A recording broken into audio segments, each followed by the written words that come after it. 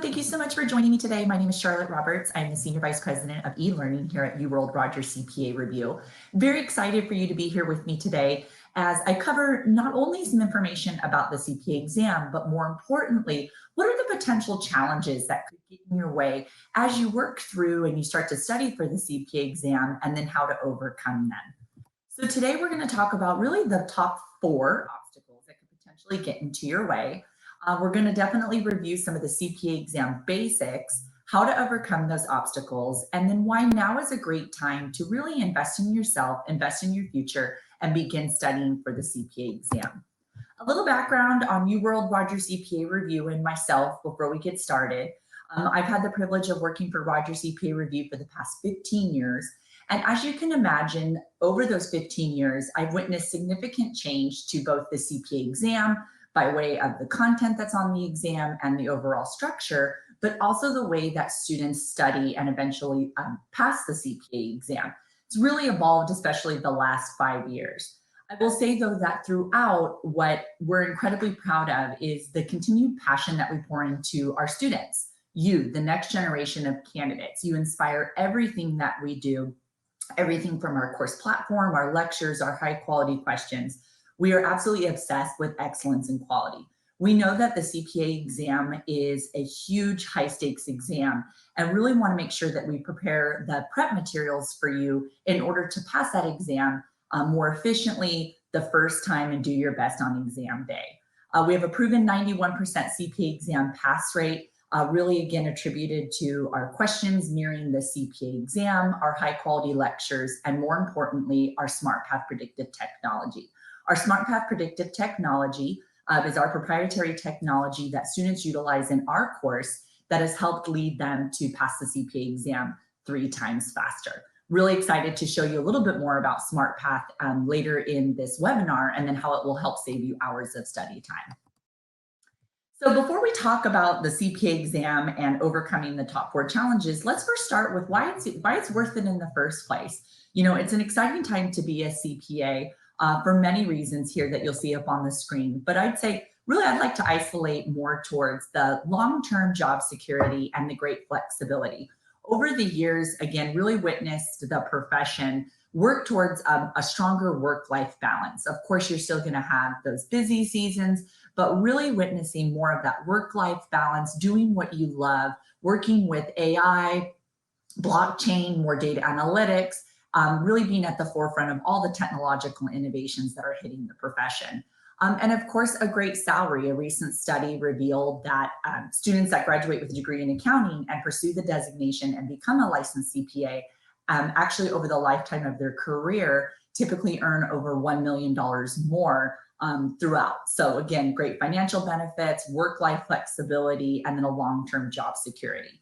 So although it may seem, you know, kind of like a big mountain that you're going to have to climb when it comes to the CPA exam, just remember that you can do it. If you study, you will pass, and it's all going to be worth it. So it's kind of, again, keeping eyes on the prize. So what are the top 4 challenges that could potentially get into your way? You know, the top 4 challenges that you see here: difficulty, time, procrastination, and expense. I'm sure there's probably a few here that you completely expected to see, and then maybe 1 or 2 surprises. We've really isolated the top 4 challenges based on our experience with students throughout the past, what we've seen in surveys and feedback. We've also received a lot of feedback from many of the recruiters within the firms and the professionals in regards to what was it that stood in your way, or what was it that you were most nervous about before starting the process. So if we take a look at each of them, we start with difficulty. I think difficulty is the most obvious probably for everyone here today. It's a high stakes exam. It's an intimidating exam. It's not just the sheer amount of content that you're going to be studying, but the time management of that content. Each of the 4 sections, you know, is a 4-hour exam. So you're taking all of that experience that you learned in school and you're cramming it into one large, over time, 16-hour test.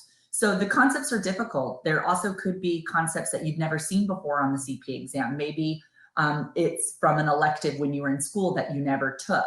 So again, you know, overall, I think that the CPA exam in many ways has earned the reputation that it currently has, and it's a difficult, intimidating exam. So how are we going to help manage that and get you through that experience? Time. Time actually tends to be the one that I see come back the most, especially with my work with professors that have also passed the CPA exam or worked in the profession. That really seems to be the one that they lean into the most. So gosh, time was just a real struggle. Everything from, again, working your, if you're working already, you're working your professional and personal life balance, your time to not only manage the process of the application, get it started, working towards being able to sit for the exam, but then also time management within the review course. And then of course, time management when it actually comes to being in the Prometric Testing Center and sitting for the CPA exam. So time's going to play a factor throughout the entire process, and we really want to make sure that you're set up to properly manage it. Procrastination always seems to be the one that once it's here, I think people go, oh yeah, that is one of the challenges. Procrastination comes up because I think it's normal, it's human. We tend to want to put off something that's intimidating or that may take a lot of time. It always feels like the grass will be greener on the other side, or there will always be a better day to really start tackling that big project. But procrastination can really trip candidates up. There's many studies that show that the time right after graduation or as close to graduation as possible is really the best time for you to focus on studying for the CPA exam and start the process.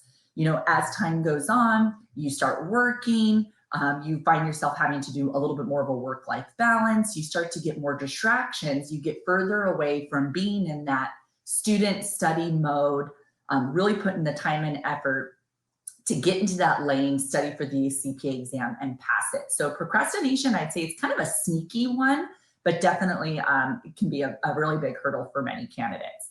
And then lastly, of course, expense. This is a huge investment. Anything that is a large investment that's worth it, it's going to take that time and financial investment from you. So everything from the investment of the actual paying for the CPA, paying for the 4 parts of the exam, the application process, and then of course the investment into a CPA review course. So you definitely want to make sure that you're a good steward of that financial investment and how to best balance that. So let's start again, as I mentioned, reviewing the CPA Exam Basics. So as we're going through the hurdles, what are the basics of the CPA exam? So with difficulty here, we start with the national licensure requirements. So it's really important to note that each state has its own unique requirements to study or to sit for the CPA exam and then of course become licensed in the state.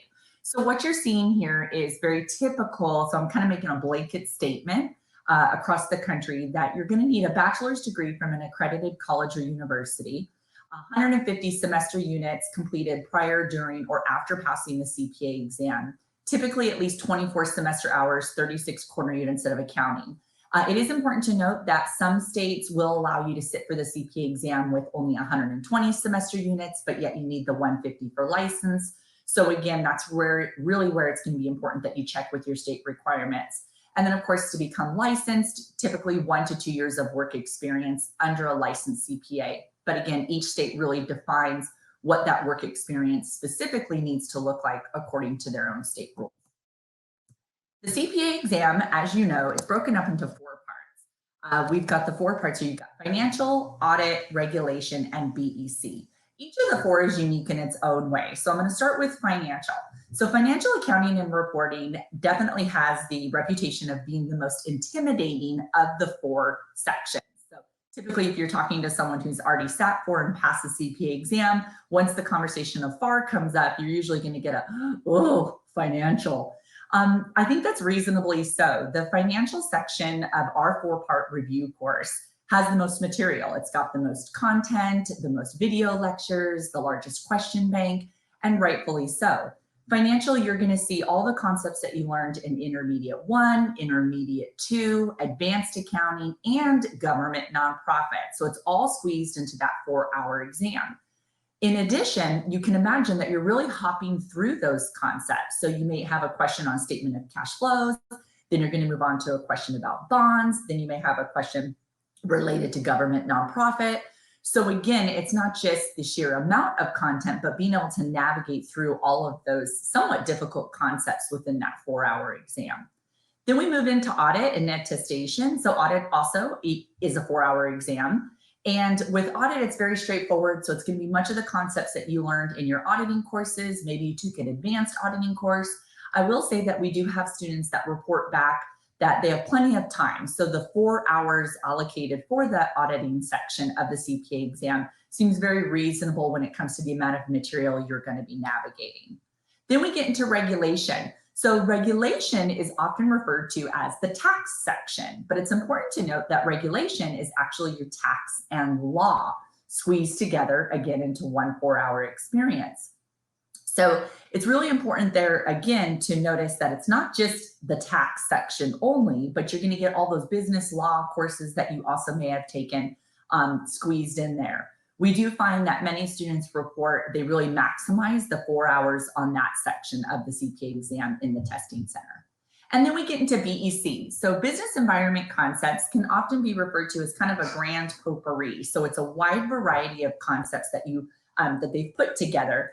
Financial, it has the reputation of being the most intimidating and the most difficult. I'd say BEC often has the reputation of being the lightest or the easiest of the 4. It's important, though, that you note, although it's the least amount of material in a CPA review program, it doesn't always make it the easiest. There's going to be a lot of concepts there that you may not have seen for a while. It also has where cost accounting is going to show up on the CPA exam. And then more importantly, you'll see that there is a written component to the CPA exam, and it's actually on the BEC section. So you can see each are unique in their own way. They're each a 4-hour exam. You have 18 months to pass all 4 parts, and total time when done with the CPA exam, it's a total of a 16-hour testing experience. So with the 4 parts of the CPA exam, I feel, a lot of students and a lot of candidates understand the 4 parts, but the bigger question is, how is the exam designed? So we have the AICPA blueprints here, and if you've never, researched or seen the blueprints or know exactly what they are, they're really important not only for us at UWorld Rogers CPA Review. I mean, really, they dictate everything that we do as we're writing our questions and filming our lecture videos. But it's important for you, the candidate, to know what they are, because essentially that's what's designing the CPA exam. It's kind of like going into a class and starting a class and not getting a syllabus and not taking a look at what you're going to be learning. So with the blueprints, the AICPA every few years solicits feedback from your professors, from those that are hiring the next generation of graduates, the candidate themselves, the CPA review courses, and basically what they're soliciting from that huge group is, does the CPA exam properly reflect what is going to be necessary for a newly licensed CPA to know? So what are the skills needed, not at the partner level or 5 to 10 years within the firm, but really within those first 2 years on the job or your first 2 years in the profession?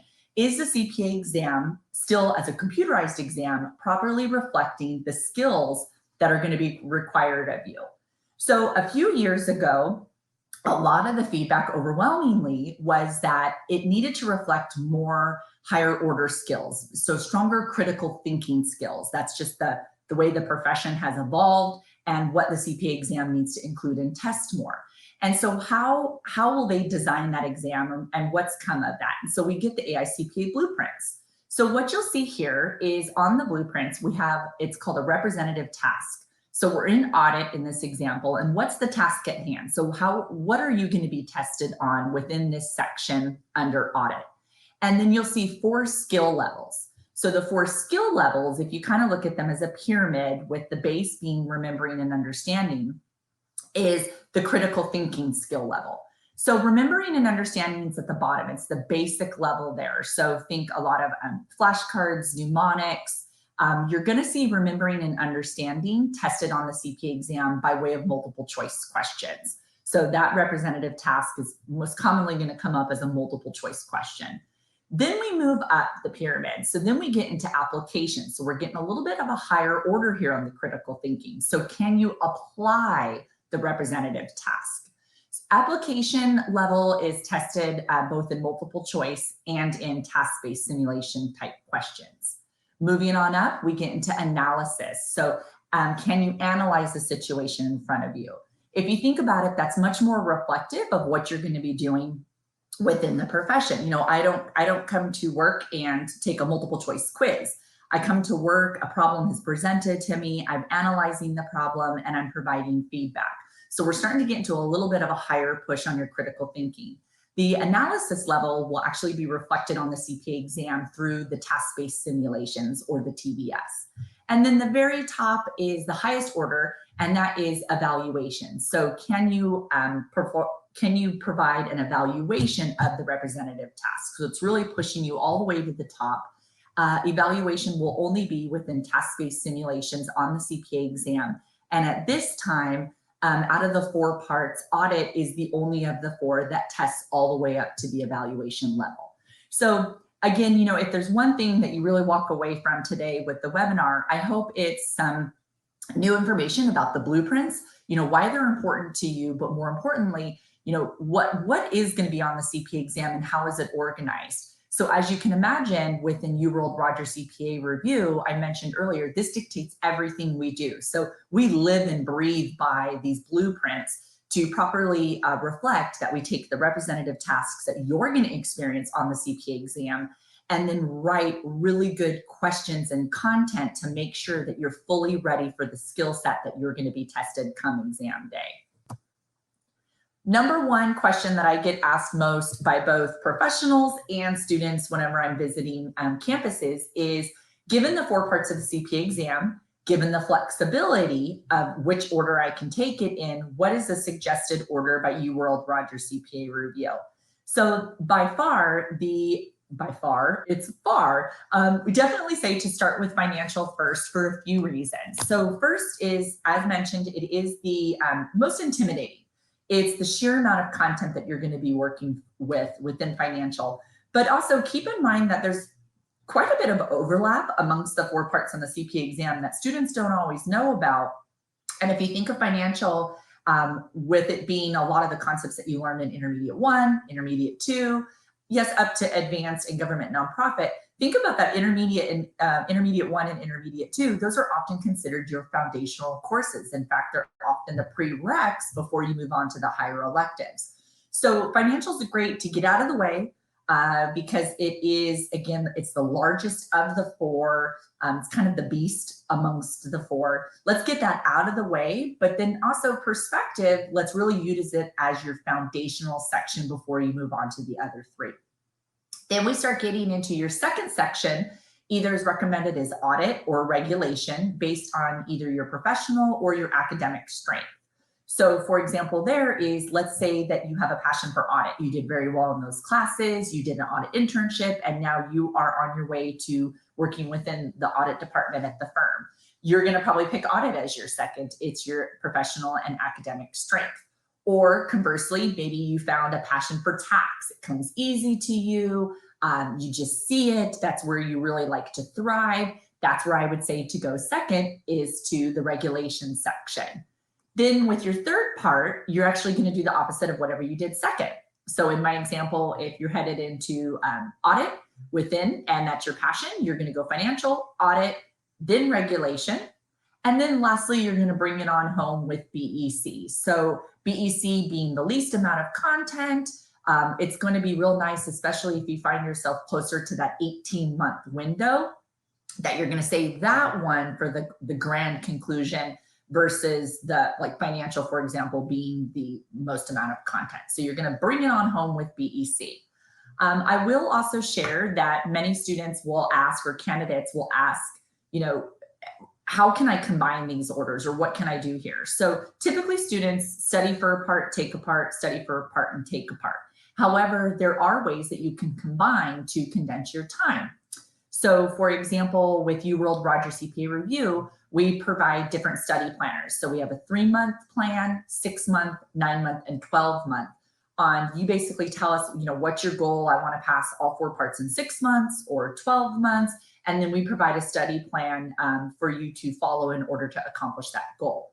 A great example that I have would be many candidates that like a 9-month plan. So for a 9-month plan, if you take the year and you break it into 3 quarters, so 3 months, 3 months, 3 months, I often find that we will recommend for students to take FAR by itself. So just study for FAR, take FAR.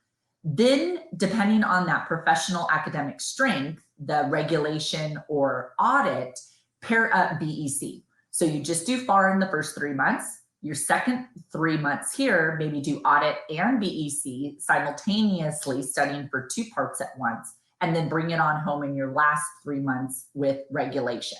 So that's just kind of, again, a high level one way that you could condense your studies to pass in 9 months.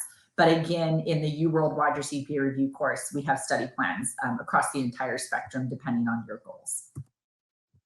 So time management, as we mentioned just now, is that you're going to study for a part, take a part, and you're going to go in a very specific order. When it comes to time management on the actual exam, this is where you're really going to be pushed within that 4-hour test. So great, it's a 4-hour test, but Charlotte, what is that 4 hours going to look like to me, and how am I going to manage that time within? That could really seem like a black box. So that's what we're looking at right here today. So if you look at the 4 parts, I'm going to stay with financial. And what you're going to see is within each of the 4 sections, you're going to encounter on the exam, in the exam day, 5 testlets. So within the 5 testlets, testlet 1 and 2 on all 4 sections are going to be where you're going to see your multiple choice questions. Now, within those testlets, you can see on financial, I've got 33 multiple choice questions in testlet 1. Now, on the actual exam, I can go from question 1 to question 10, question 33. I can hop around as much as I want within those 33 questions. But then when I move on from testlet 1 and go on to testlet 2, I cannot go back to testlet 1 again. So you can see that it's going to force you downstream as you go through the exam. What you're seeing as far as the column where it says the time allocation, so for financial 45 minutes, that's our suggested study time as you're going through our program. And I'll show you here in a few moments an exam simulator on average what you should be doing, how much time you should be allocating to testlet 1. So in that example, if I'm in testlet 1 and I'm working through the 33 multiple choice questions and I'm getting close to the 45-minute mark and I'm not near done with testlet 1 and ready to move on to testlet 2, I'm going to run the risk of potentially running out of time. I'm having some time management concerns. However, if I'm done with the 33 questions in testlet 1 in my practice under the 45-minute mark and I'm moving on to testlet 2, I'm ahead of the game. So that's really important as you're practicing within our review course to really have a strong hold on your time management, not only through the program, but through our exam simulator where you're actually going to be testing and practicing as if you were in the real CPA exam environment. So again, testlet 1 and 2, we're practicing all of our multiple choice questions. Then testlets 3, 4, and 5 are going to be where you're going to see your task-based simulations. So again, remember I emphasize that we've got greater emphasis on the task-based simulations than the multiple choice questions as far as what you see with the testlets. The exception is testlet 5 on BEC is where you're going to see your written communication questions. But very similarly to what I just explained on the testlets with multiple choice questions, we can see here on testlet 3, financial, we're going to have 2 task-based simulations, and the time strategy there is about 30 minutes. So 15 minutes allocated to each of those task-based sims, and then I move on to testlet 4 and 5. So this one, again, is one of my favorites as well whenever I'm talking to candidates or students, because I do feel that everybody is aware they're 4-hour tests, but what exactly is it going to look like? What's expected of you? And then how do you effectively manage that 4-hour test for each of the 4 sections? So another with time is if you, as I mentioned earlier, we've got time management not only on the exam itself and within the review program, but then time management of the entire process of, graduating, applying for the exam, paying for the fees, scheduling your exam, and then eventually, of course, sitting for your exam. Some great news we received April 1st is that starting July 1st, we are for the most part as a nation, moving to continuous testing. So what that refers to is if you've talked to candidates that have sat for the CPA exam prior to July 1st, you may have heard about blackout dates. So blackout dates were dates that you could not sit for the CPA exam, and they were just blacked out. So you couldn't sit at the Prometric Testing Center. And they actually were quite a big hurdle for many candidates because when you're ready to sit for the CPA exam, there shouldn't be kind of that component of, no, those weeks just aren't available. So really excited that now the exam's offered year round. We don't have any kind of quarterly restrictions. If you do find yourself in a situation where unfortunately you didn't get that 75% in pass, you can immediately retake sections instead of having to wait a few weeks, if not months. And so it's really important that students can continue to kind of keep it top of mind. So more importantly, as you'll see, it helps shorten the amount of time to pass the CPA exam and obtain licensure. You will see here on this map, it's important to visit NASBA and their website and Prometric quite often. This is kind of a continuing, it's an evolving situation. So with continuous testing, you'll see here that the states in green at this moment in time do have continuous testing in place. The states in yellow, it's the legislative transitions in progress. So it doesn't mean that it's not going to happen. It just means that you can imagine it's working through the government and all the legislation in order to pass this.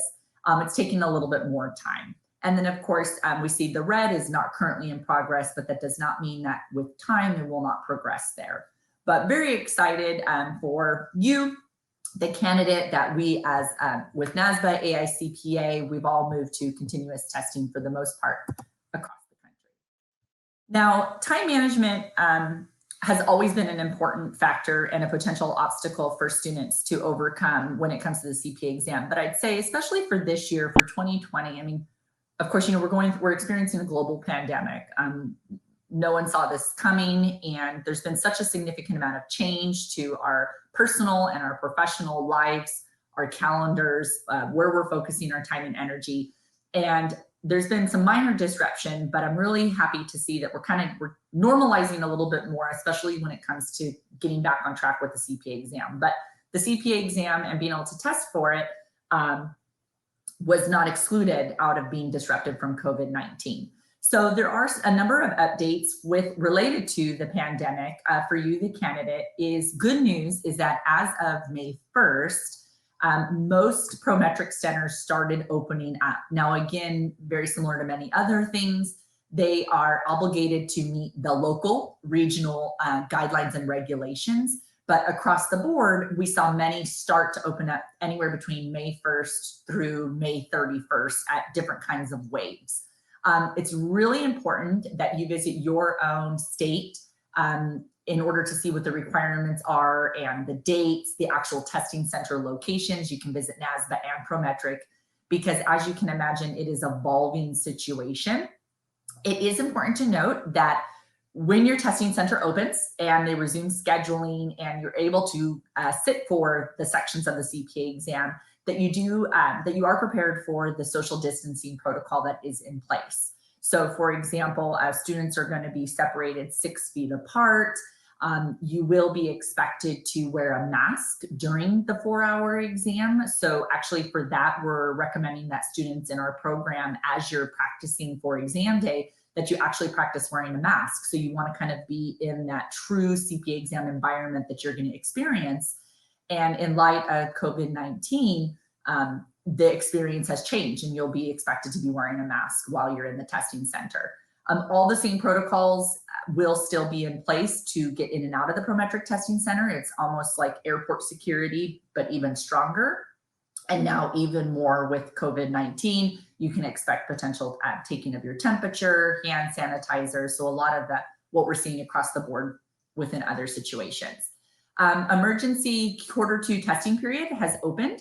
So remember I mentioned earlier there was blackout dates, June 10th through June 30th. Those have actually been opened. And then as of July 1st, we moved to continuous testing. Notice to schedule expiration dates, they are being extended. You will see there's an asterisk there because, again, it's really important that you check your own state policy. We're finding that some notice to schedules with expiration dates of April 1st through December 30th, with some states are actually being extended until December 31st. So that's a real big window. So anyone expiring between April 1st and December 30th are being extended to December 31st. We're also seeing some states have put into place expiration dates April 1st through June 30th have been extended until September 30th. So it's going to be important that you know what your state's rules are and the notice to schedule extension dates. And then of course, Prometric will waive all rescheduling fees as expected during this. But great news, especially because CPAs are considered an essential function and essential profession within our economy and in our nation. And so as soon as they could get the testing centers opened again, really watching and seeing Prometric and NASBA and the AICPA really open those doors with all the proper protocols to ensure that you can get back on track. So with the national average pass rate, many people don't know, the national average pass rate is 48.5% when it comes to the CPA exam. As you can imagine, us at UWorld Rogers CPA Review, we are really looking to impact that 48.5% and help students, one student at a time, one school at a time, really continue to increase that national average. With UWorld Rogers CPA Review, we have a 91% pass rate. We're incredibly proud of that. Again, just remembering that you do not have to be a genius to pass the CPA exam. You need a 75% or better in order to pass the exam. And our goal is to get you through that process and then help you move on, start enjoying all those benefits of becoming a licensed CPA and reaping all of those rewards. And not only is it important that we're working towards helping you pass the CPA exam, but we want to help you pass the first time. So I want you to join that 91% of students.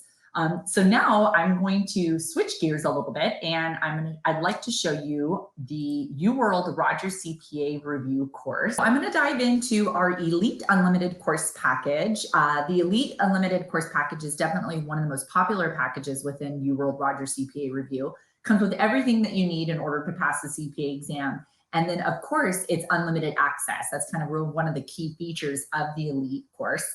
So it's never going to expire on you. So I'm going to show you some different features here within the Elite course, and we're going to walk through a couple real exam questions. So I'm going to jump right into the financial section, because again, that's definitely where we're going to start if you were starting from scratch on the process. And we're immediately taken into the question bank. So this is where you're going to spend significant time in the program, really working through overcoming the obstacle, both of the difficult concepts, but then also the time management. So there's two options that are given here with the create a test. I've got the practice test and I've got an exam simulator. So I'm going to start with practice mode. And within practice mode, there's a variety of features that are going to help me as I'm continuing to learn the material. So I can do tutor and I want to do timed. So tutor is, as I'm going through the practice questions, do I want that feedback along the way? Do I want to know if I got the question correct, incorrect, and then explanations? And then within timed, again, time management is going to be throughout. I want to know how long it's taking me. I want the clock ticking so that I can make sure that I'm starting to work through mastering the questions at a quicker rate. I can choose the question type that I want to build for my quiz. Am I going to do multiple choice questions, task-based simulations, or task-based simulations without research? Question mode, what kinds of questions do I want to see at this point of my studies? Am I going to look at unused, incorrect, marked, all, or a custom? And then of course, all the different chapters. I can work through all the chapters together or one at a time.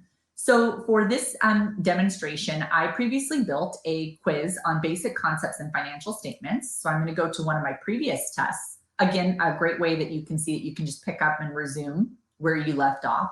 And I'm going to resume the quiz. And I'm going to resume on question 1. So within question 1, what we're looking here is you can see this is, as I mentioned earlier, a multiple choice question. So I've got a question at hand. Which of the following is not an objective of financial reporting? And then selection of A, B, C, or D.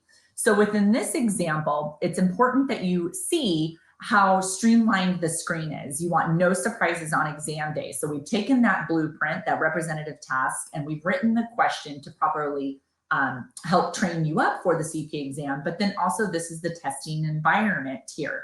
So within, you'll see I selected question C, and the correct answer, because I'm in tutor mode, it's telling me that, is actually A.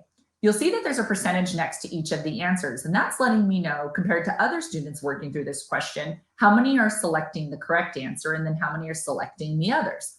So you'll see C is quite popular. It's very close to the correct answer, which is probably indicating could be potentially a tricky question if students are toggling between A and C.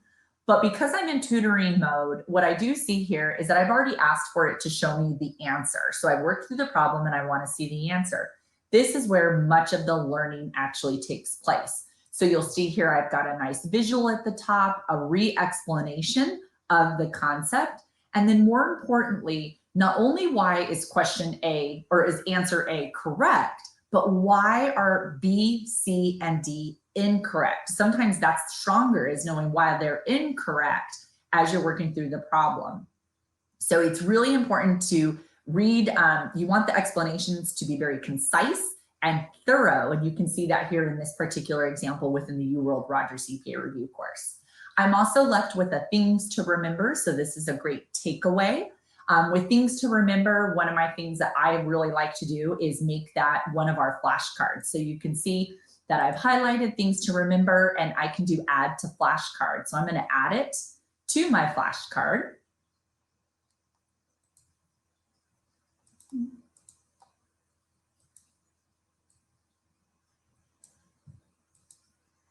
And we see the concept here. So I can make this the front or the back. Let's say that I want to make it the back. And then for my particular flashcard, I'm going to make this and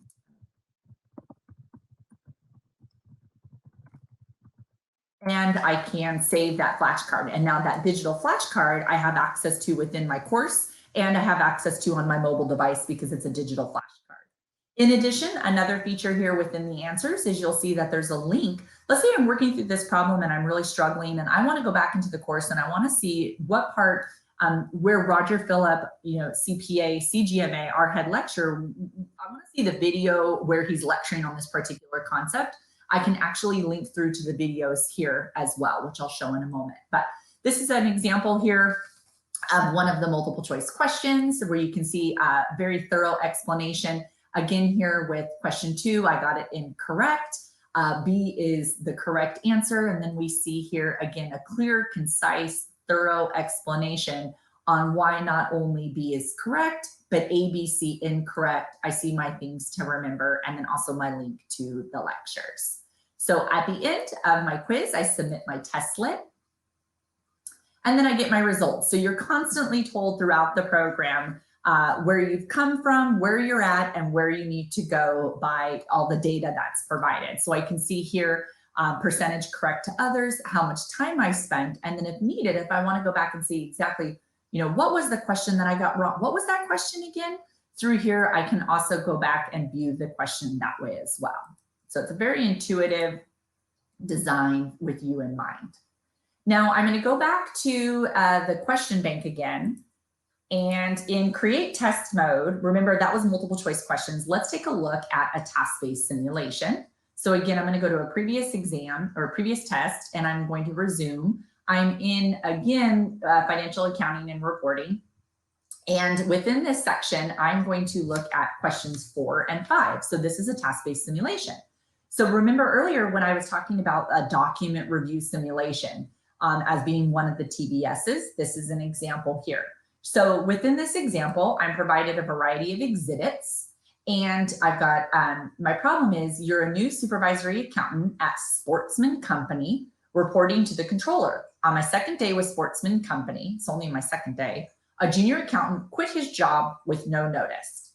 One day later, it's time to prepare closing entries for March. The controller has asked me to review and correct, if necessary, the general ledger account for accounts receivable prepared by the junior accountant.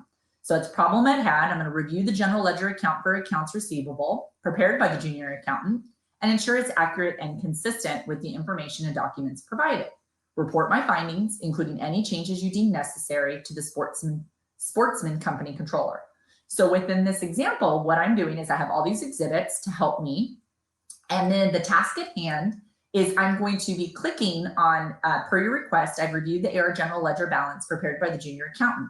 I'm going to be clicking on my reporting of the findings. And with the DRS, as I select it, I'm expected to select the answer. Do I want to keep the original text, delete it altogether, or choose one of the alternatives? Now, with this example, I've already chosen to reveal the answer to myself. So I already can see the answer. But you can imagine you're going to click through each of them. You're going to go through a very similar process, again, working through the problem and the answer based on many of the exhibits that have been given to me. So at the end, I sign it off, regards CPA candidate. So I can see the correct answer, my answer, and then again, upon revealing the correct answers, I have again a thorough explanation on each of the lines on why it's correct or incorrect throughout. So that's just one of the task-based simulations. Again, very similar here. This is a task-based simulation. Same thing, very given exhibits. And with this, based on the information provided, determine the following amounts and enter all amounts as positive numbers. So in this task-based simulation, I'm expected to fill in amounts. Obviously, I haven't worked through this problem, but if I was, I would show correct answer. And then again, I would see the correct answer compared to what I inputted, and then a thorough explanation of each of the rows and why. So that is 2 examples with financial of a task-based simulation. Again, all dictated to our content writers based on mapping exactly to the blueprints and the tasks at hand. So if I go back again to the question bank, we saw, we just went through a multiple choice question and a task-based simulation practice exam. And now I want to show you one of my favorite features, which is the exam simulator. So remember on that slide where we looked at the testlets, the 5 testlets on the CPA exam, and we said testlet 1, 2, 3, 4, 5, is with the exam simulator at UWorld Rogers CPA Review, this is provided with unlimited access. So you can access the exam simulator as many times as you'd like. Some other review programs, they have actually a cap on how many times you can go through the exam simulator. So for ours, you can go through the exam simulator unlimited amount of times. This is where, as you get closer to sitting for the exam, this is where you're really going to want to sit down and start practicing that 4-hour test. So you can see here, I'm going to start my exam and I'm not going to be in tutor mode. I'm not going to see the answers along the way. And I'm really going to be preparing, am I ready for exam day by practicing the exam simulator? So it's a key feature that you're going to want to work through so that there's no surprises on exam day. So that's a little bit more about our question bank. Let me shift gears into our lectures. Many of you may have seen a video from Roger Phillip on YouTube, or potentially on our course, or you've done our free trial and been able to witness really the way Roger Phillip teaches concepts in a way that you've never seen before. So within the full course program, we've got all the lecture videos all taught by Roger Phillip. Everything's ranging from, everywhere from 2 minutes to about 30 minutes at max. What I really like to point out here is you'll see where we see a link to a video. So this is a video on FASB standards and frameworks. Is when you see a video that says class questions, those are my favorite because within those videos, what we're going to witness is Roger not only teaching the concepts, but here he's going to take a few questions out of the question bank and he's actually going to work through them with you. So he's looking at the question, and especially if you learn through doing and watching, he's going to explain every concept to you as he's working through the problem. So again, Roger really teaches in a way that you probably never learned before, and known for breaking down the most difficult concepts, making them easier to understand, especially using industry-renowned memory aids and mnemonics. So again, even without the volume on, you can see Roger's energy and motivation. If you're not really motivated to study, you're not going to pass. So Roger's one of the most motivating lectures you're ever going to encounter. You'll also see our ebook alongside. So you are provided with the elite course with the physical textbooks, but then you also have the ebook side by side. All right, so we definitely looking at the difficulty to overcome the difficulty challenge. You're going to have high quality questions and then also the lecture bank. Let's get back into time management. So time management really is going to be focused on our SmartPath predictive technology. So SmartPath within UWorld Rogers CPA Review is our technology that we've utilized taking all of the candidates and all the students that have come before you and really mined their data. What did they do? What were their scores that eventually led to them succeeding and passing the CPA exam more efficiently? So we're really, with SmartPath, we're going to be providing you 2 key targets. Again, you're always going to know where you came from, where you're at, and where you're going. So the 2 key targets is your scores on your quizzes and the number of questions that you've been practicing. So in my example here on basic concepts and financial statements, my target score is to get an 89% on my quizzes, and my target questions is to have practiced through at least 67 questions. The reason why SmartPath is so important for candidates is because many times students approach the CPA exam thinking, I'm going to do every question 2 or 3 times. That's how you study for the CPA exam. I've got to drill these huge question banks. And actually, that's very faulty logic. You can actually overstudy and trip yourself up. What you want to be doing is the right amount of questions at the right time and confidently know when it's time to move on. A good review course, you should never have to do all of the questions over and over and over in these massive question drills. At the same time, you want to also get the proper scores. So for example, some students may take a quiz and get a really great score on a concept and think, I'm killing it, I'm getting a great score, it's time to move on. SmartPath will actually say, hold on, you may be getting really great scores, but you haven't seen enough of the different types of questions for that particular concept. So you bring them both together on, you need to be getting the correct scores, but also see the proper breadth of questions. Once those 2 targets come together, SmartPath will encourage you to safely move on. So it's going to really help again with that 3 times faster efficiency. You know exactly where you've come from, where you're at, and where you're going. So on my example with my status, I can see I'm making progress. I've done a decent amount of questions. So I'm practicing through the questions, but my score needs to improve. Even though I'm doing a lot of questions, I'm not getting the scores that I should be getting. So again, it's going to give me a very strong suggestion on I may need to be spending some more time reviewing lectures, reviewing the ebook, or again, practicing more quizzes.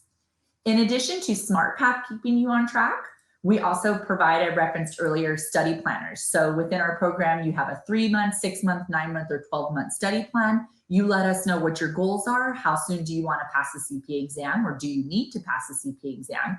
And you're provided a very specific, a customizable planner that you can work through your life depending on how much time and how much time really that you need to focus in order to stay on track.